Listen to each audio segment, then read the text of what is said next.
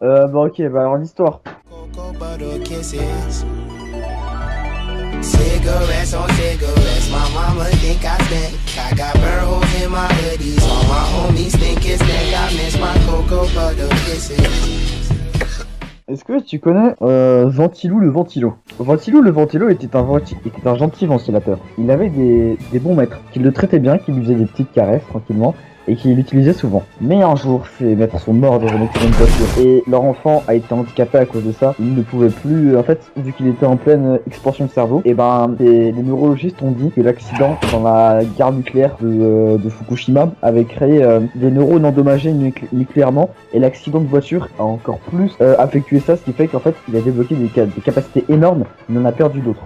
Et puis du coup le ventilateur a été vendu dans un vide-grenier et personne ne l'a acheté. Ils l'ont mis dans une vieille cave où c'était tout poussiéreux. Et puis un jour, ce qui s'est passé, c'est qu'il y avait une ruche d'abeilles qui s'était développée dans cette cave. Et puis un jour, elle est tombée. En sachant que le ventilateur était couché à plat, la ruche est tombée sur le bouton pour allumer. Et du coup, le ventilateur s'allumait. Mais avec toute la poussière, ça a créé une sorte de vortex des 5 éléments. Et ça a tout aspiré. Ça a fait un vent énorme qui a fait péter la cave. Et le problème, c'est que la cave était située en dessous d'une centrale nucléaire. Ne t'inquiète pas, la centrale nucléaire était sur Pluton. Du coup, juste Pluton a explosé. Et les déchets ont été juste transpercés dans toute la Voie lactée. Une fois les déchets transpercés, le problème, c'est que le petit, inconsciemment, a été relié à ce ventilateur. Et le problème avec le ventilateur, c'est qu'il est passé près du soleil. Et ça lui a donné... en fait, il y a un peu de... Comment dire, tu sais, le soleil, il fait des petits éclats de lave. Et ben en fait, genre, il y a un éclat qui est parti trop loin. Il était plus en orbite du soleil parce que tellement il est parti loin. Et en fait, il se consolidait. Enfin, il se consolidait. Puis il se déconsolidait, en fait, parce qu'il arrêtait pas d'approcher à partir du soleil. Et puis, le ventilateur est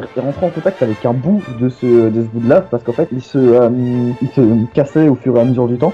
Et le ventilateur, à cause de cette lave déjà, est tombé en fusion. Il n'a pas fondu, mais il était en fusion. Et la lave aussi, la nucléarité de la lave a aussi affecté le ventilateur, ce qui faisait que c'était devenu super ventilo. Et le problème, c'est que ce ventilo, vu qu'il était lié avec le bébé, et ben il a été attiré en fait. C'est-à-dire qu'une fois qu'il avait eu ça, il était inconscient et tout. Et puis il s'est réveillé, il a allumé son ventilateur, puis il a foncé sur la terre à toute vitesse. Genre en 2 secondes, il était déjà sur terre. Et puis il est allé voir le bébé en disant: je suis ton meilleur ami. Et le bébé, il a dit: OMG, je comprends tout de suite pourquoi je suis si attiré par les ventilateurs depuis tout petit. Et du coup, ils ont formé un duo de choc. Et puis ont commencé à sauver les méchants bandits de Gotham City, parce qu'en fait ils ont remplacé Batman puisque Batman est mort. En fait, il a été mort parce que l'explosion nucléaire de la centrale de Pluton avait envoyé une petite météorite, vraiment un truc tout petit, mais l'atmosphère était vraiment... Enfin, le truc était tellement fin que l'atmosphère ne pouvait pas le brûler et il est tombé sur Batman et du coup il est mort. Et du coup...